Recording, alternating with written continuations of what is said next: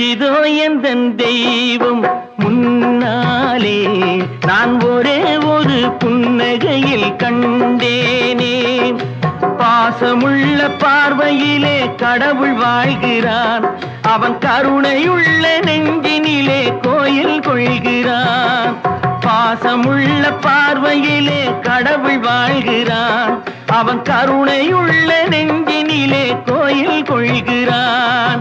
இதோ எந்தன் தெய்வம் முன்னாலே நான் ஒரே ஒரு புன்னகையில் கண்டேனே.